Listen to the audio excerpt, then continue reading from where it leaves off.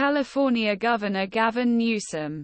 Invoice vetoes that will pay unemployment to striking workers. Subtitle Hide. Subtitle WGA Strike End. Actors Writers Guild as a new agreement with the Fine Film and Television Producers Alliance.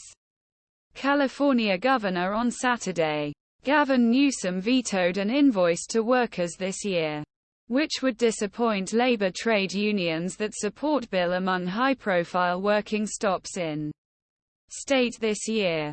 In a veto message on Saturday, Newsom said that state paid an interest rate of over $362 million for the federal loan and that it paid interest to benefit during pandemi.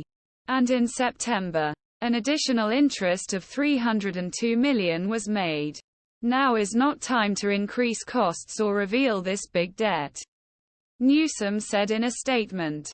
I deeply appreciate and respect the workers who fight for their rights and come together in collective action. The rejection Democratic governor came only days after end strike 5-month Hollywood writers. But two large groups workers, including Southern California hotel workers and Hollywood actors, were still on strike and many workers did not pay for months. The legislation had received strong support from workers' trade unions, such as Democrats in the California Working Federation and state legislature. Labor defenders criticized the veto, arguing that they were working in favor of companies and damages. This veto cancels the scales further in favor of companies and CEOs and punishes the workers who use their basic strike rights. California Working Federation Secretary-General-Sayman Lorena Gonzalez Fletcher said, at a time when the public support trade unions and strikes is at the highest level of all time, this veto is out of step with American values. UAW strike Annex 7000 Ford. GM workers will expand with calls to be released from work. California will be a debt of approximately $20 billion by the end of 2023. Unemployment aid of California is supported by the Unemployment Insurance Confidence Fund, where employers and enterprises pay up to $7,000 for each worker.